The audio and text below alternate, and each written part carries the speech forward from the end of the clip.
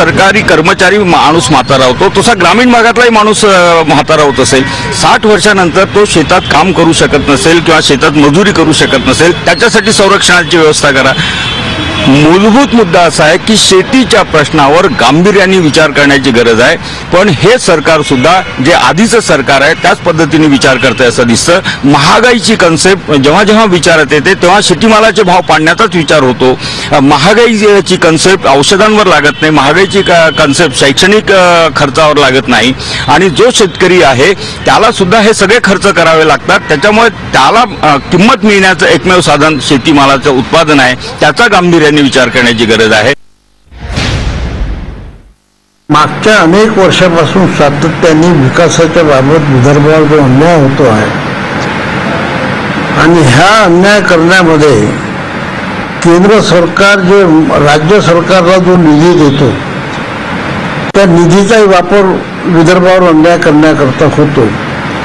माझी अपेक्षा ही आहे की हा केंद्र सरकार महाराष्ट्र शासनाला निधी देत असताना हा निधी विदर्भावर अन्याय होणार नाही किंवा विदर्भाच्या विकासावर त्याचे दुष्परिणाम होणार नाही अशा रीतीने अशा शर्ती टाकून हा केंद्र सरकारचा निधी राज्य शासनाला दिला पाहिजे।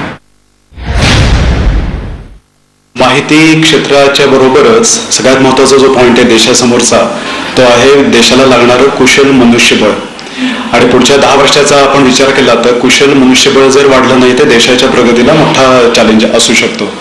तर सगळ्यात महत्त्वाची गोष्ट कॉलेजेस बरोबर प्रायव्हेट इन्स्टिट्यूट जेव्हा कुशल मनुष्यबळ तयार करण्याची प्रोसेस करत असतात तेव्हा त्यांना टॅक्सेसमध्ये म्हणजे सर्व्हिस टॅक्स हा जर सरकारने नीट विचार केला आणि तो माफ केला किंवा त्याच्यामध्ये सबस्टॅन्शियल रिबेट आणलं तर बऱ्याच इन्स्टिट्यूट्सला पुढे येण्यामध्ये फायदा होईल।